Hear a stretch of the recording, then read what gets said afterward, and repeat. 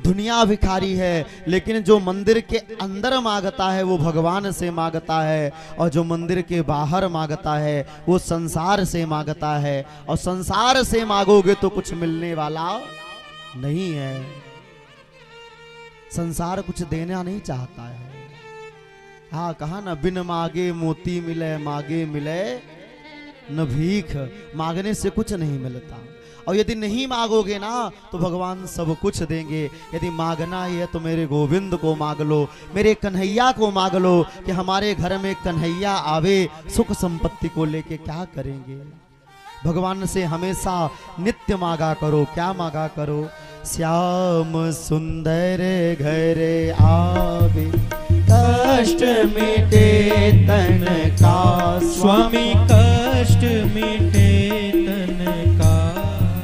श्याम सुंदर घर आवे, श्याम सुंदर घर आवे, कष्ट मिटे तन का। ओम जय जगदीश हरे। तो भगवान से हमेशा मांगो कि हे भगवान, हमें केवल आप मिल जाओ। और जब भगवान मिल जाएंगे ना तो दुनिया की सारी चीज मिल गई। भगवान जीवन में आ गए तो जीवन में सब कुछ आप पा लिए। और भगवान नहीं है ना तो जीवन में आप सब कुछ पा करके भी आपका सब कुछ अधूरा है। मानो ध्रुव जी के ही वंश में आगे चल करके ध्रुव जी के बेटे हुए। एक का नाम हुआ उत्कल और दूसरे का नाम हुआ वत्सर। कितने बेटे हुए ध्रुव जी के? 2 बेटे हुए।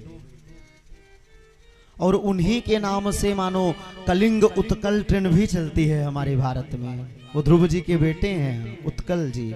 और उत्कल कहाँ पर है? हम राष्ट्रगान में गाते हैं ना, उत्कल वंग विंध्य हिमाचल गंगा यमुना। तो जो उत्कल प्रदेश है, उड़ीसा का नाम है उत्कल प्रदेश। मानो इन्हीं के वंश में आगे चल करके वेन का जन्म हुआ। और वेन महान नास्तिक हो गया। वेन ने कहा, न यष्टव्यम न दातव्यम न होतव्यम द्विजद कचेत। उसने कहा भगवान कोई नहीं है, राजा ही भगवान होता है। इसलिए कोई पूजा पाठ नहीं करेगा। पूजा पाठ करना है तो राजा की पूजा करो। वेनाय स्वाहा बोला, वो वेनाय नमः बोलो। तब संतों ने जो है तो वेन को समझाया। और जब संतों के कहने पर भी वेन ने नहीं माना तो मानो आज जो है तो वेन को परास्त करने के लिए ऋषियों ने, संतों ने हुंकार भरी। और आज धर्म सत्ता ने राज सत्ता का विनाश कर दिया और वेन के प्राण पखेरु उड़ गए। वेन गोविंदाय नमो नमः हो गया। प्रेम से बोले भक्त वत्सल भगवान की, सत्य सनातन वैदिक धर्म की, धर्म सम्राट करपात्री जी महाराज की। तो जब जब मानो राज सत्ता पर विकृति आई है तो उसे दूर करने के लिए धर्म सत्ता ने ही मोर्चा संभाला है। हाँ, जब राजा पीड़ित हो जाता है, राजा के अंदर कोई कमी आ जाती है तो राजा से भी बड़े कौन होते हैं? राजा से बड़े कौन होते हैं? महाराजा, महाराज होते हैं। और जो हमारे संत मुनि होते हैं, ब्राह्मण होते हैं, उनके तो नाम के बाद ही तुरंत महाराज लग जाता है कि फलाने महाराज जी हैं। तो राजा से भी बड़ी पदवी है विद्वान की। विद्वान सर्वत्र पूज्यते। तो मानो आज राज सत्ता में जब विकृति आई तो राज सत्ता की विकृति को दूर करने के लिए ब्राह्मणों ने हमेशा आगे आकर के काम किया है। आपने कथाओं में सुना होगा कि जब घनानंद के यहाँ चाणक्य गए थे। चाणक्य का नाम आपने सुना होगा, चाणक्य नीति भी सुनी होगी। तो घनानंद के यहाँ चाणक्य पहुंचे तो चाणक्य काले कलूटे थे। चाणक्य को देख करके घनानंद ने कहा, ये काला कलूटा कहाँ से आ गया, ये ब्राह्मण कौन है, ये ब्राह्मण नहीं हो सकता, ये करिया ब्राह्मण है। चाणक्य को क्रोध आया और उन्होंने अपनी चोटी खोल लिया और कहा, जब तक मैं नंद वंश का सर्वनाश नहीं कर दूंगा तब तक मैं चोटी बांधने वाला नहीं हूं। और मानो धर्म सत्ता ने, चाणक्य की सत्ता ने ऐसी व्यवस्था को बनाया कि मानो जो नंद साम्राज्य था उसको नष्ट कर दिया। और नंद साम्राज्य को अब नष्ट करने के बाद हुआ कि राजा कौन बने, तो राजा किसको बनाए कि ब्राह्मण तो राजा बन नहीं सकता, ब्राह्मण कभी राजा नहीं बन सकता। तो ब्राह्मणों ने राजा बना दिया किसको, घनानंद का संहार होने के बाद मानो चंद्रगुप्त मौर्य को राजा बनाया और वहीं से मौर्य साम्राज्य की शुरुआत है।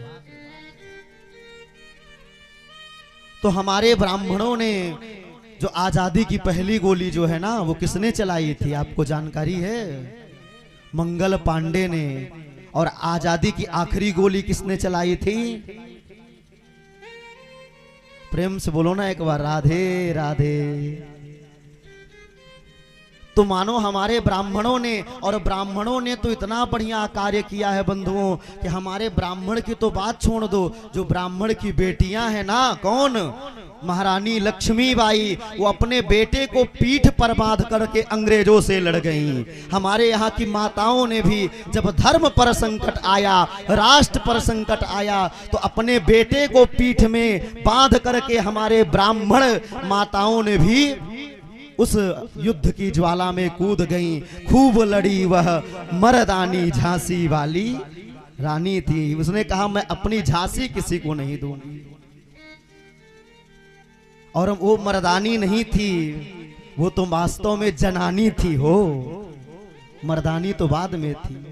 पुरुषार्थ का प्रतीक हमेशा मर्द से क्यों लिया जाता है कि मर्दानी, मर्द से क्यों उसको संबोधित किया जाता है? वो मर्दानी नहीं थी, मैं कहूंगा खूब लड़ी वह जनानी, वह तो झांसी वाली रानी थी। यही आपके उत्तर प्रदेश के झांसी जिले की थी। तो जब जब मानो राष्ट्र पर संकट आया है, तो आज राष्ट्र पर संकट आ गया, राजा वेन जो है तो दूषित हो गया, कुलसित हो गया, तो संतों ने राजा वेन का संहार कर दिया। अब जब वेन नहीं रहे तो कहे राजा कौन बनेगा, क्योंकि ब्राह्मण राजा बन नहीं सकता।